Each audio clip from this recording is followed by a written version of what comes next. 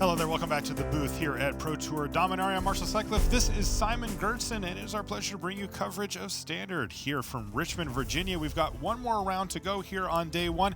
For some of the players out in the field, this will determine whether they get to come back and play tomorrow, but not the people we have in our feature match area, because got some nice records down there, including two 7-0s, undefeated players coming into round 7. That is Andrea Mengucci and Ernest Lim. They are seated and ready. Let's head out. It's time for round number 8 here from Pro Tour Dominaria.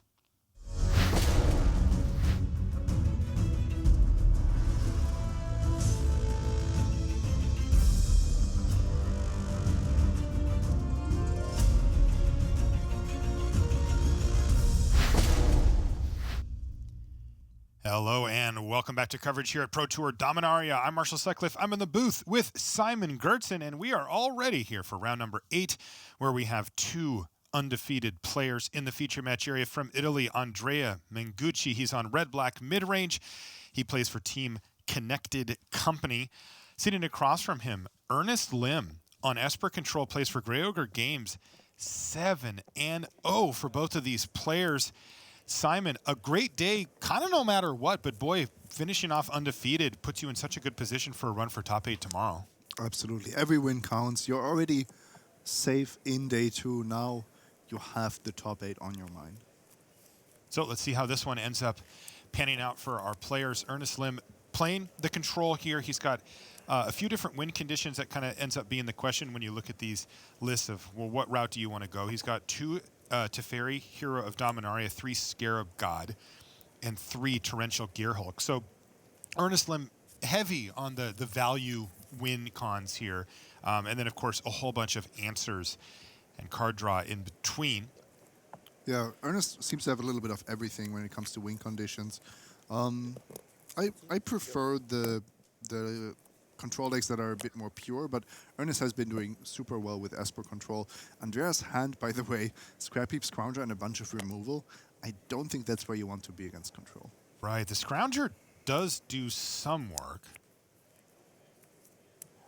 but ultimately it's unlikely to get the job done on its own. And of course, those removal spells, well, in some cases be dead, and we see Disallow snaps off Chandra Torch of Defiance here as Mengucci tries to overwhelm the counter spells from Ernest. Yeah, that was a very optimistic Chandra, though, because he knows that Ernest is just sitting there with a bunch of counter magic in hand. Here's Heart of Kirin now from Mengucci. Yep. And it looks like triple Glimmer in hand here for Ernest Lim. It's going to take a few turns to kind of get the ball rolling, though. If he can find some answers with this first one, he could probably buy himself to start resolving the others. This is going to be critical. He needs an answer to at least one of these permanents. And the thing is, the Scrounger is not so scary because Andrea's draw has not shown any other creatures and no black sources.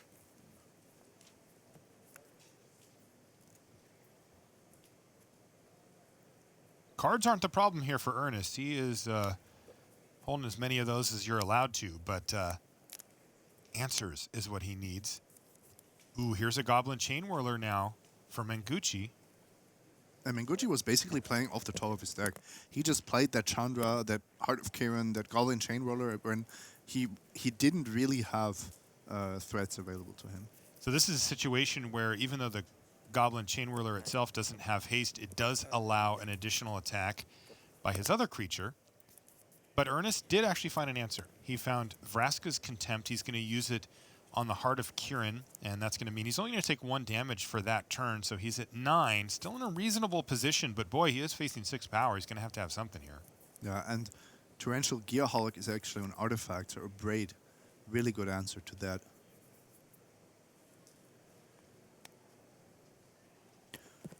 Two, 3 power creatures also pretty good when your opponent is at 9. Indeed.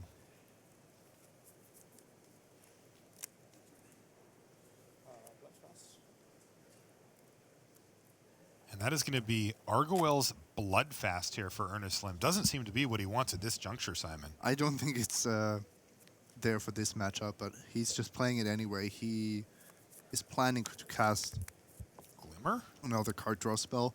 Oof. Although one has to wonder if it wouldn't have been better to just leave open mana. He has another Vraska's Contempt. Okay.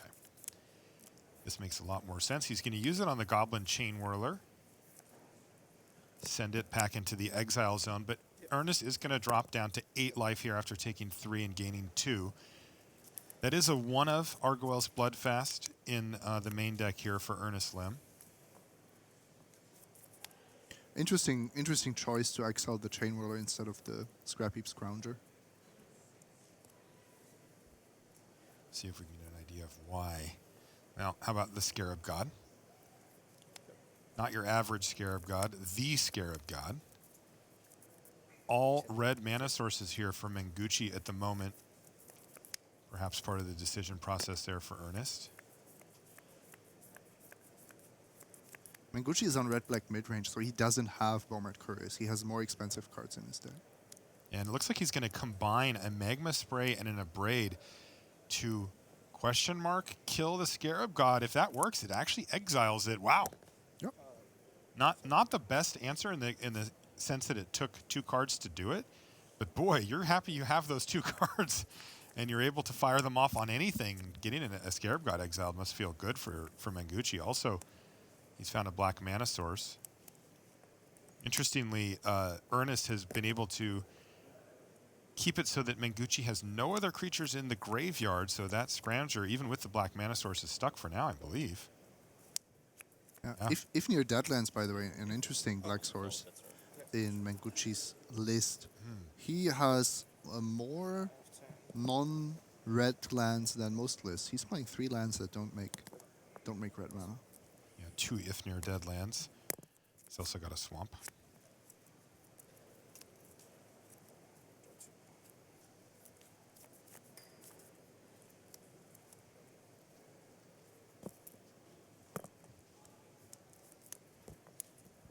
That hand still looks pretty good here for Ernest, and now that Andrea Mengucci has 0 pressure whatsoever, you got to favor Ernest Lim.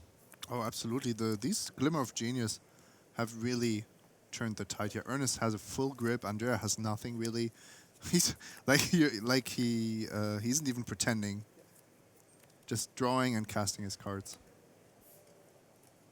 But in the meantime, the Goblin Chainwhirler looks like it's not going to be long for this world. Are we just going to see... No, he's going to actually go for the removal spell. But there's going to be a response here from Mengucci. He went for Vraska's Contempt with the Torrential Gearhulk. Perhaps valuing the life gain as well.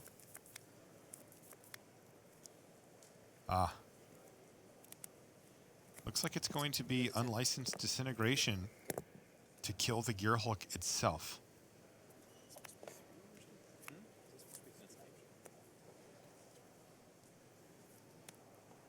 Oh, and there's the Scarab God again here for Ernest Lim.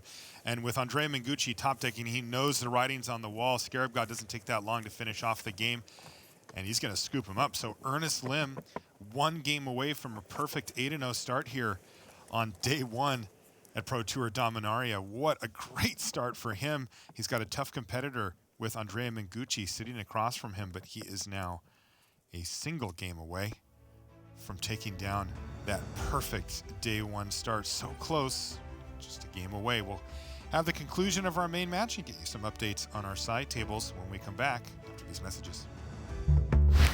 Doesn't matter if you're from Japan or Switzerland or South Africa.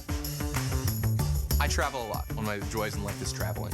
I go all around the world, and everywhere I go, every corner of the earth, there are Magic players. And no matter what city I go to, I go and visit a game store, I sit down, play some games, meet some people, and we are speaking the same language together and have the same kind of stories. What else is like that?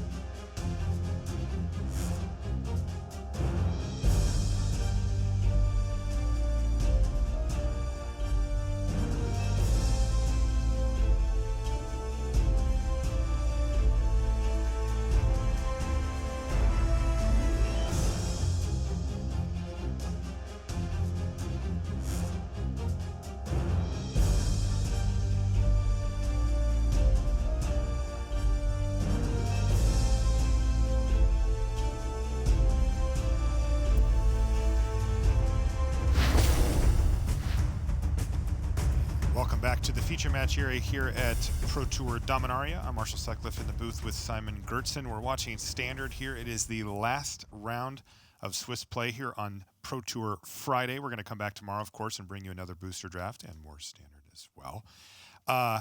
Tim, you're down in the feature match area. What's been going on our side tables? Well, we've got a whole bunch of synchronized shuffling going on right now because all of our game ones are complete. Kicking things off, we had Lucas Esper Bateau against Thomas Hendricks, and there Esper able to put together the pretty special combo of Verger Skierhulk and Walking Ballista.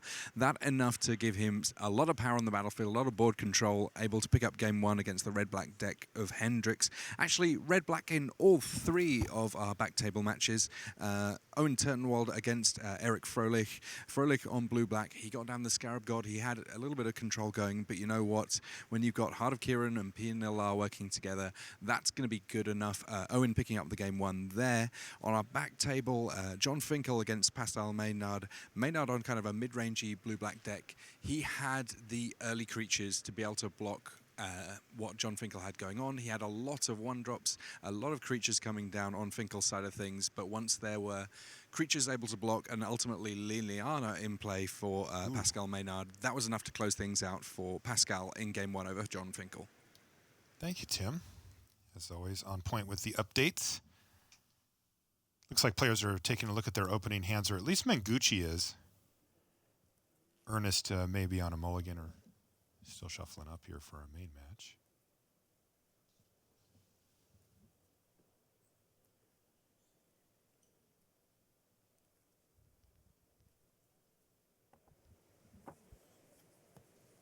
And he's going to present here, so we'll find out shortly whether he's got a keeper or not. Take a look at Andrea Mengucci. Of course, he plays for Team Connected Company. He's a gold pro from Italy. He has 3 Pro Tour top 8s in 21 Pro Tours. That is a nice conversion rate. Super impressive rate.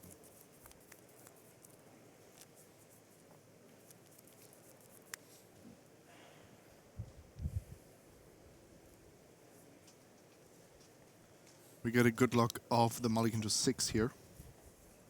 And he's going to go ahead and keep that one. Put the card on top, draw it for the turn, and let's see what happens here in the second game. Ernest had a nice combination of answers, threats, and card draw in the first game, and he was able to stabilize at a pretty high life total, hovering just below 10 to get the job done. Though Mengucci on the play here with Heart of Kieran to kick things off, and look at this, Ruin Raider out of Mengucci. He's playing 2 of these in his deck. Simon, kind of a cool addition. It is a really cool list that he's working with. Ruin Raider I haven't seen. I haven't seen these 2 if near deadlands. Of course, also his sideboard can be a little bit more black heavy. It seems like this is doing very well for Andrea.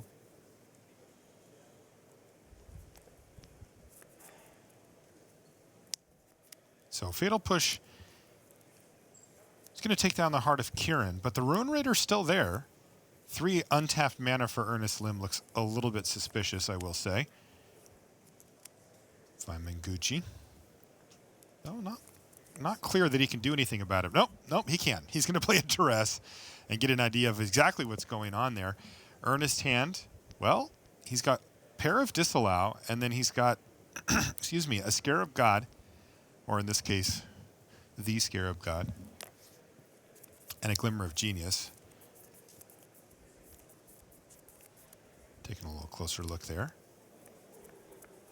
We do have some new camera technology that we're trying out here at this PT. We'd love feedback on it. Let's just get a little closer to some parts of the battlefield for just a second, and then we pop back to our normal view. Mengucci knows that there are counters available to Ernest, but nothing really scary until turn 5, if Ernest finds that 5th land. Now this gets kind of interesting because as it stands, that Ruin Raider got to chip in for damage, and it got to trigger. It has a raid trigger that says reveal the top card of your library. You're going to put it in your hand, but you're going to lose life equal to its converted mana cost. For old school players, Bob comes to mind, Dark Confidant's ability. Right, and this one makes you work for it in that you have to have attacked with the creature, but still, that is a card advantage engine that, if left unanswered, could put Mengucci in a good position, and it is applying pressure at the same time. Seems like an amazing card to beat up on control decks, and it can't be that bad in a deck with 4 Heart of Kiran to have another 3 mana, 3 power creature. Yeah, that is a nice addition. Now, he's only playing 2 of them, but, he's not going to start replacing Scrap Heap Scroungers with them, but I kind of like it as a 2-of in the deck. It's pretty cool. Yeah, Doomfall. these are in addition, of course. Right. You are still playing the 4 Chainwhirlers. Right. You're still playing 4 Scrap Heap Scrounger. Yeah, and you can see the benefits already starting to pile up here because he cast the Doomfall that he got off of it last turn, took away the Scarab God. It's gone for good, and he hit a land. And lands with a 0 converted mana cost are just free. He just gets to draw a card. And he's got to attack again here. Wow, this thing's actually starting to get out of hand now. Scrap Heap Scrounger.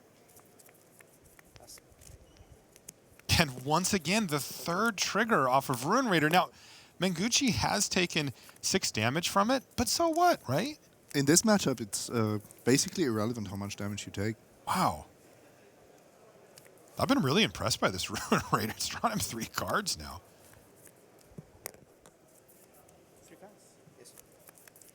Also, I absolutely agree with Mengucci's decision to take away the card draw from Ernest. It's not about these answers. It's not about the counter magic. It's just about not allowing the control deck to pull ahead on cards. And in fact, Mengucci is pulling ahead on cards. That's right. Pulling ahead on cards while providing a clock. Now, Castdown's finally going to get rid of the Ruin Raider, but boy, you got to figure like the damage is done there. That being said, it is still just a Scrap Heap Scrounger on the attacks with Ernest Lim at 8. This thing is not over.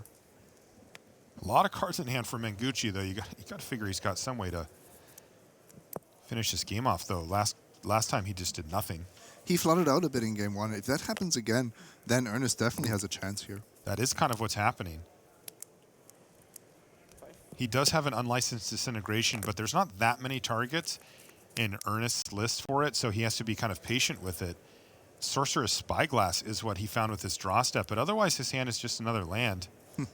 Do you counter that?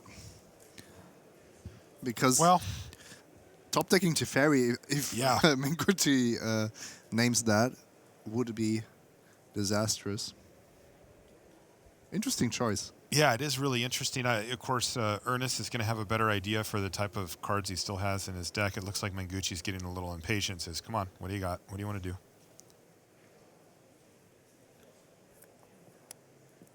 Yeah, and it looks like Ernest wants to try to protect, I think exactly what you said, which is a top deck Teferi.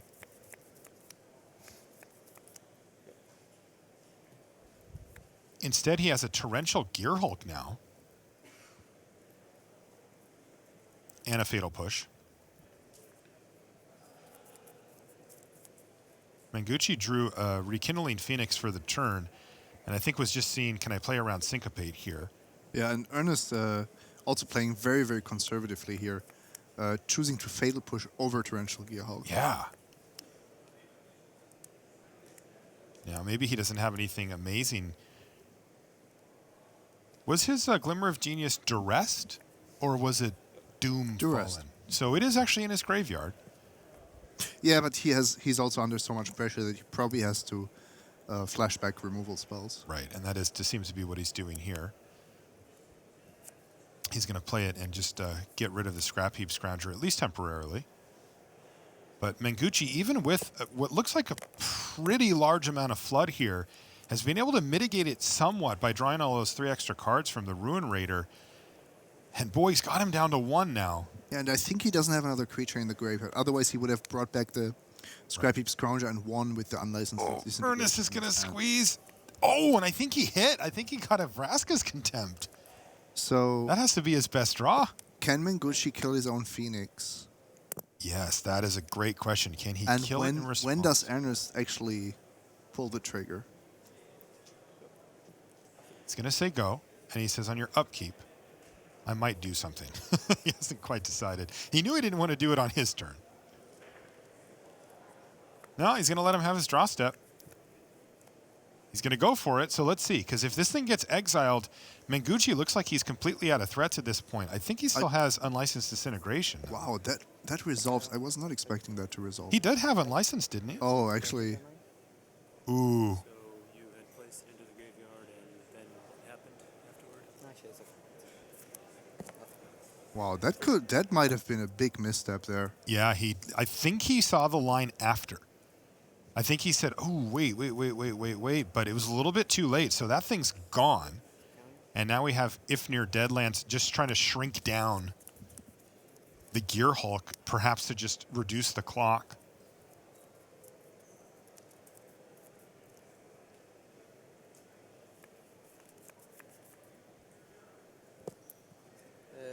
Seven. Sorry, 4, 6. Yeah. Attacking for 3 damage here with the Gear Hulk, but that's 2 turns. Mengucci seems a bit rattled.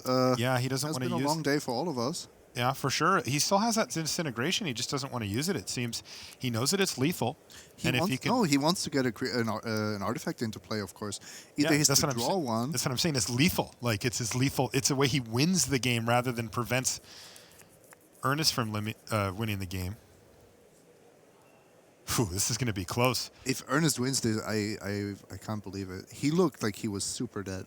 Also, really smart of him to go for Fatal Push, followed by Torrential Gear Hulk rather than the other way around, which would have been so much more mana efficient. Ooh, there's Teferi now for Ernest. He's going to plus draw a card. He'd love to see a counterspell. Gotta feel like a disallow would lock this thing up. Okay, down to 3 each. Mengucci really needs to find himself an artifact, and he needs Ernest Lim to not be able to interact in any way. Does he find it? Was that Hazoret? Oh, it's a Chainwhirler. Chainwhirler. The funny thing is, if the Chainwhirler got countered, Andrea would win. Yes, you're totally right. So he has to play it out first, and let's see if Ernest Lim falls for it. No, he does not. It's going to resolve. Now, this game isn't over yet, though, is it? Because Mengucci can still just kill the Gear Hulk or block. Yeah, first of all, he's threatening to block, so maybe Teferi will -3 to put the Chainwhirler into Andrea's deck, and then Andrea is once again forced to decide what to do here. He is compelled, as a lethal attacker would be coming in. Oh, Mengucci was just hoping for an artifact at the top of the library there. Couldn't find it. Yeah, Scrappy Scrounger would have done it. Indeed. But instead he says, well, I'm not going to risk it. I'm just going to kill your Gear Hulk right now. And let's see what Ernest Lim can find here. This is very close, but Ernest is the one with Teferi now. May need to send that Chainwhirler packing.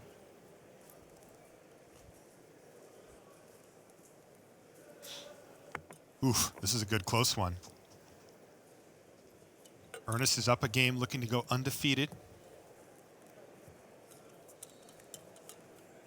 This is his 7th Pro Tour, so Ernest is no stranger to the Pro Tour scene.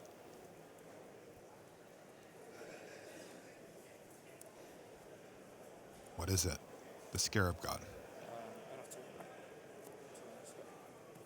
And he did plus Teferi, so he's going to get a chance at that. Whoa!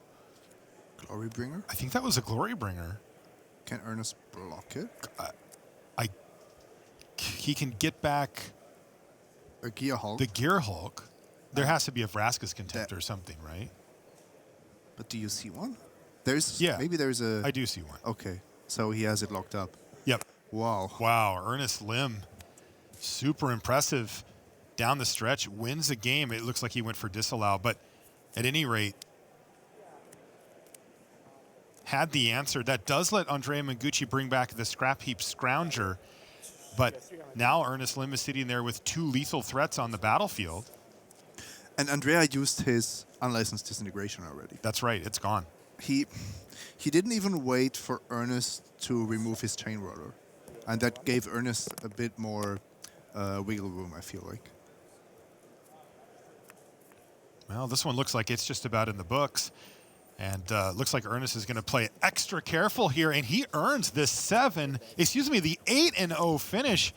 here on day number 1. Congratulations to Ernest Lim for a fantastic day 1 performance. He had to get through a tough opponent there. But don't worry, Mengucci's looking good too. 7-1. It's hard to hope for better than that coming out of day 1. And both of these players with a solid day tomorrow will be in sight, at least in sight of a top 8 here at the Pro Tour. That means we've only got one more. Table's still going. And it sounds like Tim actually has an update for us from the floor. Tim, what do you got? Yeah, just as we move across to this last match going, I think I'll give you an update on the other two. So Lucas Esper Bateau winning 2-0, even after Thomas Hendricks went big in game 2 with Khan, Chandra, Eldritch Reborn, Glorybringer. It turns out that the black-green deck was still able to get the damage in where it needed to deal with those Planeswalkers as necessary. And then over on the match between Owen Turtenwald and Eric Froelich, initially Owen looking a little bit of trouble. He had 3 copies of Bomat Courier virtually blanked by a Kitesail freebooter, but once Hazaret started coming down, Chandra started coming down, Owen able to turn things around. He'd got that early damage in. He found the final few points. He goes 2-0, advancing to 7-1 on the tournament. Right. Impressive. Wow. Some big names at the top there. Now it looks like we're going to jump over here and see what John Finkel versus Pascal Maynard are up to in their game 3. 6-1 for each of these players was their record coming into the round. Ooh, Goblin Chainwhirler, the boogeyman in the format. And that's why you saw Pascal Maynard was picking up his permanents before the thing even hit the table. But he signed up for that. He Yep. put those creatures in his deck.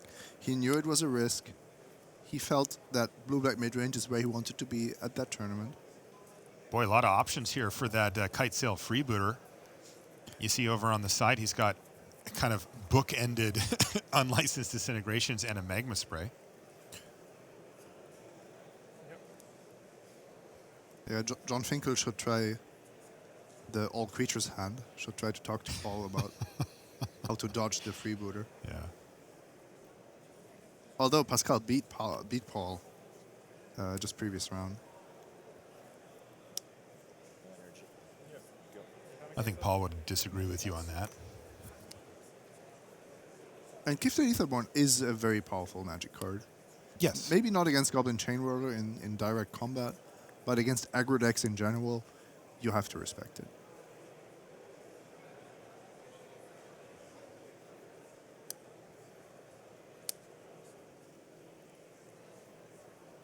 John Finkel deciding if he wants to send in the Scrounger. Normally, if you can trade it off in an attack, you just do, because the thing that it's good at is coming back.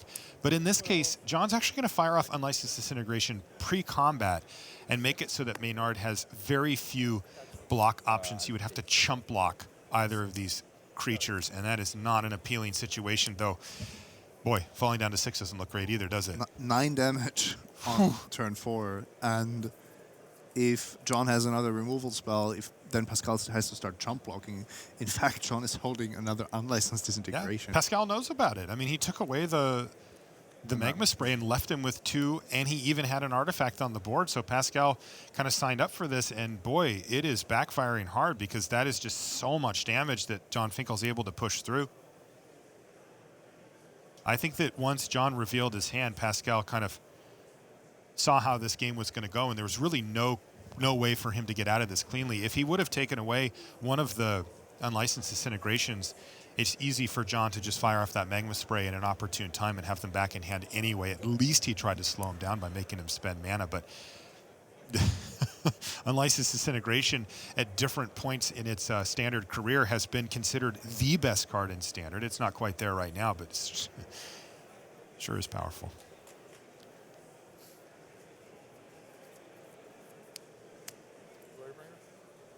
And now Glorybringer that we also saw in hand for John Finkel.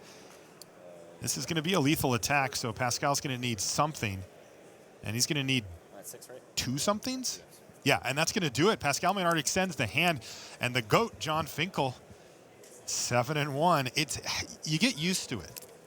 You know, at some point, you just get used to seeing John's name near the top of the standings, but it's hard to really describe how difficult it is to do that. John came in 9th at the Pro Tour, and that's a bitter defeat for him. Yes. If he doesn't make the top 8, that's a Pro Tour that he wants to forget. Yeah, it is crazy when you come out and cover these tournaments, or if you're playing them a lot. You know, anybody else finishes X and 1 for the day, and it's all high fives and hugs. And John, you know, kind of saunters up. What's your record, John? 7-1. You want to go get dinner? You know, it's just another day in the office for John Finkel, but a great finish for him. And we may be seeing him yet again make a run on a Sunday. That's going to do it for our coverage here from the booth. But we've got a little bit more before we sign off for the day, right after these messages. The game I fell in love with, I want people to experience in many different possible ways. And one of the things that I want to see is it expressed itself in a modern sensibility, in the way that people are playing now. And that part of that is going digital. Like, I love tabletop, and we'll continue to make a tabletop game, but we really want to bring out the best experience, the magic experience, the electrifying thing that made me fall in love with the game. We want to have people play that in a digital form.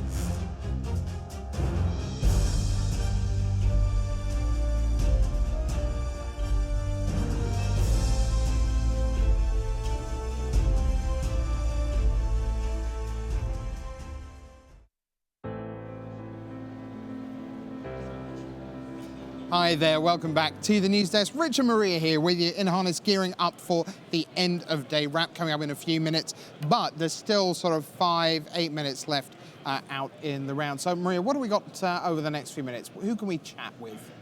Okay, we can chat with hopefully Paul or Simon will come here and talk to us a little bit about the metagame, because we now know how many people are playing, how many decks, which decks were the most played, and which were the least. Okay, but we also have out on the floor Brian David Marshall, and he, I suspect, has tracked down one of our 8-0 players. Let's find out. BBM, who you got? Thanks, Rich. I have Ernest Lim from Singapore, who might be a little bit more nervous about doing this than he was coolly dispatching everybody he played today. Tell me a little bit about yourself, Ernest. I've been playing Magic for like 18 years. Yeah, so this is my 7th Pro Tour. Yeah, I've never won like match 1 of a Pro Tour before, so I guess seventh time's the charm. Yeah. So the first 6 times you came to play on the Pro Tour, you took a round 1 loss. Yes, I did. Yeah. So when I won round 1 today, I was like, okay, this is good. Now, did you? What was your best result on the Pro Tour before this 8-0 start? I got X5 at Pro Tour Color Dash, so that rolled me on to silver for last year. Yeah. Okay, but you're feeling a little bit better about this one right now, right? Yeah, definitely. Tell me a little bit about, first of all, I want to compliment your logo. I love this logo. I've seen you in this shirt all day today. Yeah. This is the group you play tested with for this Pro Tour. Yes, it's a Team Grey Ogre Games. Yeah, it's a Singapore. I'm from Singapore, so the Singaporean shop that actually sponsors our team. Yeah, so shout out to them as well. Yeah. Now, what deck did we see you playing here in the feature match area, and how did you end up on this Esper Teferi kind of mashup? Okay, I'm playing blue-black control splash Teferi. So I tested blue-white a lot, but I didn't like the matchup against the aggro decks too much. So then I stumbled upon this list on Magic Online, and I think Scarab God is like very good against the aggro decks when he slapped me on turn 5. So yeah, that's how I got there. Yeah, like I want to play Teferi, but I also want to play Scarab God. Nice. Now, talk to me a little bit about your draft. I assume a big part of not winning that first round has been maybe some draft troubles in the past. Did you do anything different in your draft preparation for this tournament? Okay, I've always thought that I was better at limited and constructed. I've been practicing a lot on Magic Online for this format as well, and I guess it paid off. All right, 8-0 overnight, trying to get Singapore into the top 8 here at Pro Tour Dominaria.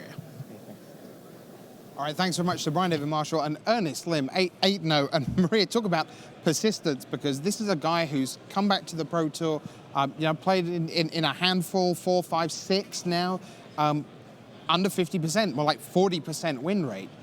It's just, how do you just keep on learning and keep on growing to the point at which you come in going, sure, I'm going to 3-0 my draft pod, but then out comes the constructed deck. I'm going to 5-0 that as well. I mean, it's something to say for having so many Pro Tours under your belt. You know, you've been here to the big stage. The first time that you come, it can be pretty nerve-wracking.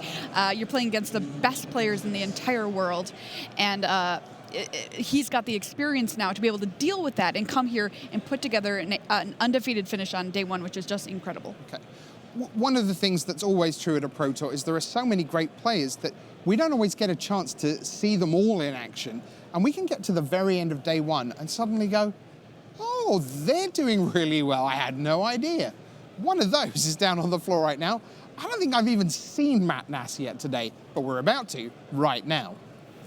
Thanks, Rich. I'm here with Matt Nass. And Matt, when we looked at the scheduling for this Pro Tour and how far out it was from the release of the Dominaria set, we weren't expecting a lot of innovation, but you guys managed to really bring an interesting new deck that, as usual, is one of your fiendish creations. Yeah, it wasn't just me. Like Josh Arlayton worked on a lot too, and the rest of the team put in a lot of work on it. But yeah, it definitely has a lot of the cards that I like in it. Had to move Scrap Trawler from Modern to Standard, so. So what was the inspiration for the deck? Like, what made you go in this direction for this tournament? So I think Karn is a pretty good card when you're plussing it for card advantage, but it's a really powerful card when you make constructs. When the minus is making, 3/3 or bigger constructs, that is disgusting. So I really wanted to build a deck that had that going on, that had enough artifacts to make Karn minus really powerful. From there, we also looked at, there's a bunch of different other artifact builder runs that look good. Zahid, Gen of the Lamp, the Antiquities War. There's a lot of different cards in the set that seem plausible, and we ended up not playing that many of them and going more in like just with Glint Nest Crane in an old artifact build around. Yeah, that's a card that is obviously, a great value. It's like exactly the kind of card you're always looking for when you play Magic, but was kind of maybe lurking in the fringes of the standard format. Yeah, it's perfect in this deck because a 1/3 is a pretty good stats against a lot of the red aggro decks, and it crews Aether Sphere Harvester, which is also perfect right now. 5 toughness, dodges Glorybringer and Chandra. It can be disintegrated, but only if you choose for it to by animating. Its stats just line up perfectly. It's great to Gear Hulk onto, and so the Crane crewing the Harvester means that its body is a lot more relevant than it otherwise would be. Now, I heard a funny story about the impediment, the implement. Yes. Mike Sigrist was maybe thinking about cutting one implement when he was looking at the deck, and he was given an ultimatum. I don't remember exactly. Oh, okay. Sorry. Well, the story I was told was that Mike Sigrist said, I want to cut one, and they were like, well, if you're going to cut one implement, don't play the deck, and he didn't play the deck. Yep, that does sound reasonable. I know Luis and Raptor in particular were very aggressively defending the implement. Yvonne, who's doing the best, is actually playing some Renegade maps instead of the implements, which also might be blasphemy, but... All right, so how did the deck fare for you, and how did the deck fare for the team overall? It didn't fare great for me. I ended up missing day 2, but Yvonne Floke is at least 4-0 with it. I'm not sure about this round, and Luis Scott Vargas was at least 3-1. Sam Pardee went 3-2, so some people did pretty well with it. Overall, it kind of had a middling performance, I think. Okay. Now, when you're involved in creating a deck, and even if it doesn't do well for you, you take a lot of pride in seeing your teammates do well with it? Yeah, I'm always rooting for my teammates, and I am rooting for them slightly more when they're playing a sweet deck that I worked on, for sure. All right. Matt Nass, rooting for some teammates on day 2, but, this is a deck you definitely want to think about going forward in the standard format, blue-green, Karn. Thanks very much, Brian. Morgan McLaughlin is 7-1 going overnight. Someone, again, we haven't talked about yet, Grand Prix champion from Toronto. He's playing in his 3rd Pro Tour, 18-14 record coming in. That's been padded quite a bit to go to 25-15. Thomas Enervoldsen from Denmark, traditionally more of a legacy and maybe modern guy, but here in standard doing a great job. He's at 7-1 as well. But as you said, Maria, we have a chance to look at the standard metagame and get a sense of where we're going. And we've been joined by Paul Cheon from Inside R&D, so take it away. All right, Metagame Breakdown. I always love looking at this, Paul, trying to get the story of the tournament broken down into numbers here. And so the number 1 deck that players brought, Red-Black Aggro, 65 players or 14% of the field. How do you like this deck overall? So I suppose in the larger metagame of what's going on. Well, one thing that I noticed about this Red-Black Aggro deck is it's incredibly resilient, right? You have many different angles of attack. You have cards like Heart of Kirin, which kind of make you resilient to sweepers. You have Planeswalkers. You have Glorybringer up top. You can block little creatures with Goblin Chainwhirler. It just basically has a little bit of everything. It almost looks like a mid-range deck, but it also can just kill you out of nowhere. Like it hits you for large chunks of damage. And we talked about the Bomat Courier earlier today as kind of being that difference maker between being the aggro deck, and there's that deck that we see second on our list, Red-Black Midrange, that's not running the Courier. So which one of these do you think is just more successful? Honestly, I think it's very similar. And at the end of the day, like personally, I would kind of group these into kind of a very similar bucket. Sure. I would say that, 80% of the cards are basically the same. Yeah. So at the end of the day, I mean, these are Chainwhirler aggro decks that utilize black for unlicensed disintegration and then also Scrap Heap Scrounger. Yeah, I think one of the key things here, because, we want to try and be as transparent as we can about what people are playing. And the reason we've divided these up is that it kind of depends how highly you value Goblin Chainwhirler as a metagame defining card. Because Bomat Courier is miserable if you're going to just run against endless Chainwhirlers. Yeah. And that's why people are going, no, I'm not playing 1 toughness. That's the important thing to hear. So when you're making the choice, it's like, sure, yes, they're both red-black. Yes, they're both playing a lot of the same cards. But if you don't want your 1 toughness things to die, take out the Couriers, respect the Chainwhirler, and I think one of the this does show, Paul, moving forward as we head into the next iteration of Standard, Copenhagen next week at the Grand Prix, is that maybe there are going to be enough Chainwhirlers around that really starts to put Bomat Courier back in the trade folder and out of business from the top tables. Yeah, I can totally see a card like the Courier kind of ebb and flow in and out of the metagame. Right now, we're looking at 37% or a third of the field being mono red or Chainwhirler decks, right? In that field, Courier is not great. However, if you're expecting a lot of blue-white control, I've seen Bomat Courier draw upwards of 6 or 7 cards all by itself. So if you expect a lot of control, Bomat Courier can do a ton of work. And then mono red aggro is next up on the list. And this is different. And we've taken away the black, so we're not going to get our unlicensed disintegrations or anything like that. What's the benefit here? This allows you to kind of go underneath a lot of the different strategies. Now, we talked about how red-black is a little more mid-range. You can go higher up top. Well, mono-red can also do that. You have access to Chandra, Torch of Defiance, and Glorybringer out of the sideboard if you want, but you just curve out. You can punish a lot of these slower decks. If we saw, throughout the tournament, all these people, like, how am I going to beat these strategies? Well, I'm going to go 3 colors. I'm going to go mid-range. But when you do that, your mana gets worse. You play a bunch of tap lands. And mono-red is just the absolute most punishing deck in the format for people trying to kind of dirtle around a little bit. Yeah.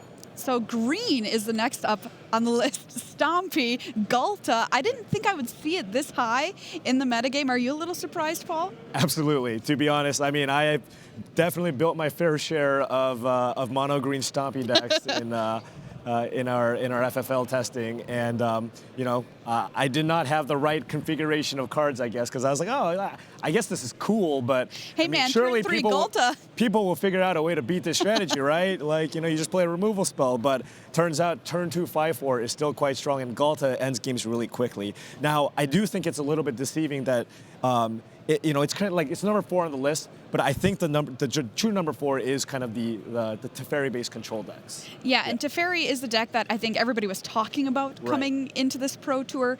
So has it held up to all the hype? Absolutely. It is the reason why, it is the reason to play blue-white control, right? Every single deck with islands and plains, if you don't play Teferi, you're probably doing it wrong. And we've seen all kinds of different variations of this too. We've seen blue-white control decks that have 0 win conditions, and you just utilize Teferi to just straight up win games. And then we've seen slight twists with Torrential Gearhulk and whatnot, but it's kind of the full package. Blue-white has, historically been weak to permanents like Hazoret the Fervent and other Planeswalkers, and Teferi does a nice job of dealing with those while also getting you further and further ahead. And not to mention, I mean, it effectively costs 3 mana. You get to untap 2 lands, keep up counter magic, play Seal Away. It just does it all. And in fact, Greg Orange earlier today in one of the tweets that we sent out said, why am I playing this deck? Well, obviously he loves control. He said, Teferi, because you play it and you just win, or at least you don't lose. Yeah, definitely. That was a pretty good way to put it, I thought. I'm a big fan of not losing, I must be honest. Yeah. But that was also a strategy. concern, right? I mean, some of the decks, they don't play any other win conditions other than Teferi, and that's got to take a long time to get there, right? Right. So the way traditionally the Teferi decks with no win conditions, the way it wins is by basically overwhelming your opponent with card advantage.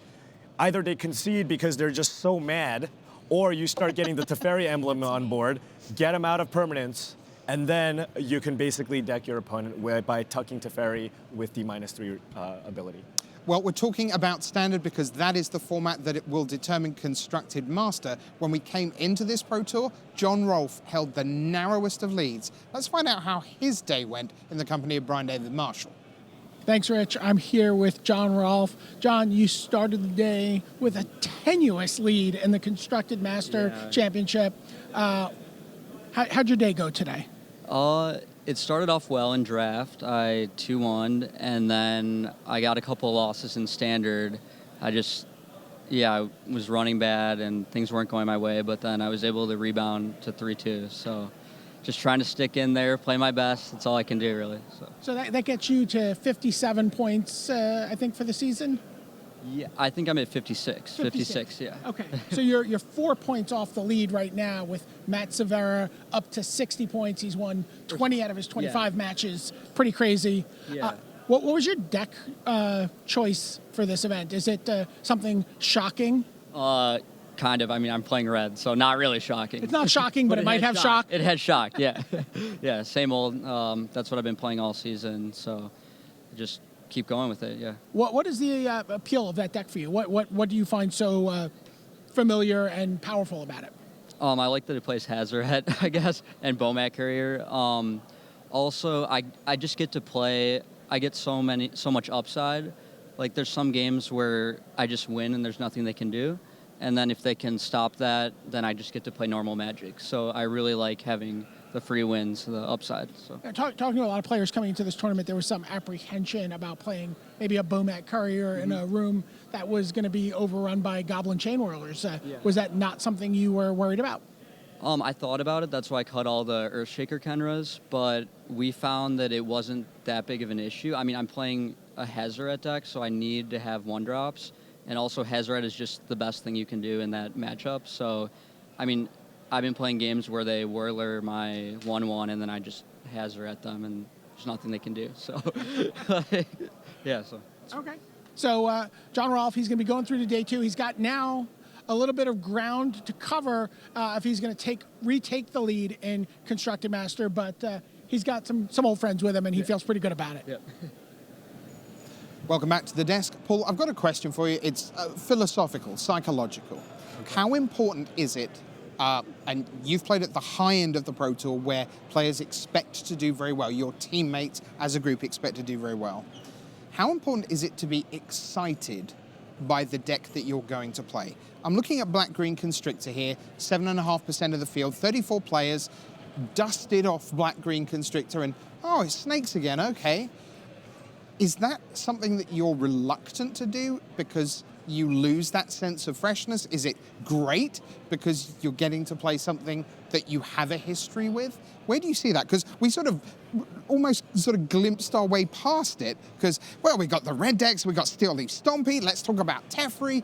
Yeah, there's Green-Black Constrictor, I remember that. We've been talking about that from the past. So, how important is that kind of, great, I am taking this deck to the Pro Tour? So honestly, from a spectator's point of view, we love all the new decks. Oh, for us, that's easy. Of course, but as a competitive player, at the end of the day, you need to play the deck that you're most comfortable piloting and the decks that you're most familiar with. Let's say you haven't played in a while and you've played Black-Green Constrictor since it's been around, and it's a reasonable choice. You can opt to play that deck, and you shouldn't let your emotions kind of tell you what you should play a lot of the time, in my opinion, especially if you're preparing for, a high-end tournament. You should play the deck that you feel gives you the best chances of winning. Now, that's not necessarily saying that you should play what you feel is the best deck, because those are two different things. Sometimes the best deck might be way too difficult to navigate, and you feel like you can't play it optimally. Play the best deck that you think you could play optimally, and I think you'll have a lot of success. And you see that in older formats. You have kind of like those one-trick ponies in Modern and Legacy, just top 8 Grand Prix out of nowhere because they've spent so much time on their decks. So, if you feel like you're a person who enjoys playing aggressive strategies, go with that. And right now, we're in an awesome time in Standard where you can play mono-red aggro, you can play green stompy, you can play mid-range, and you can play control. So just pick that archetype that you like playing and master that deck. All right, so if I had to choose one of these decks to play, Paul, my choice would be White-Black Benalia. So I completely agree with you. Are there hexproof creatures in that, or I don't? Yeah, you're definitely putting auras on stuff. No, because I just love playing creatures, specifically little creatures that can get bonuses. And we get that with History of Benalia, of course, when we're playing the Knight of Malice and the Knight of Grace and all the rest of it. And so, yeah, I totally feel this, where you playing a deck that you love and you do better with it because you understand it and you know how to play it. So when we get to this deck, how good is it really is my question. I just want to get your feel for where it is positioned as far as the metagame goes. Oh, well, so the nice thing about the White-Black Benalia deck is it doesn't really get completely destroyed by the Goblin Chainwhirler, which is at this point kind of one of the pillars of the format. It is kind of format defining. When you're building your deck, you have to make active choices as to whether or not you want 1 toughness creatures. And it's got a lot of synergy. It's got those knights that you can play, and they play pretty well against control. The hexproof from white has been incredible. Is really, really relevant when you're playing against cards like Seal Away. And History of Benalia, let me tell you, if you've ever played a turn 3 History of Benalia followed by a turn 4 History of Benalia, good luck. good luck. Things are not going to go well for you because that is that is possible with that type of draw, and you just feel like you can't possibly win. So we've got white-blue control as well on this list. I don't really like that deck. I don't know how that works. As well as Esper Control. Yeah. So we talked about white-blue Teferi. So what are these two decks kind of trying to do a little differently than Teferi's trying to do? The difference between white-blue Teferi and Esper Control, right? Sure. I think I know this one. Go ahead. Esper Control wants to win before Thursday. Yes, the Esper Control deck has alternate win conditions. I talked briefly about how Blue-White Control can play no win conditions. Well, in Esper, you can go slightly more mid-range. You can also play cards like the Scarab God. The Scarab God will end games. It will end games. And also, I think you're also potentially favored in the mirror, too, because you have access to kind of one of the historically best control mirror breakers, and that card is Duress out of the sideboard. And Scarab God, we haven't really been talking about that card a lot. Turns out, still good. And there we are, Greenback Constrictor, perfectly viable. Oh, and remember that, hey, everyone's playing Scarab God. I'll tell you what, though, everyone who's on the beta for MTG Arena, I think they're well aware that Scarab God is still a good card. Yeah, and Settle the Wreckage.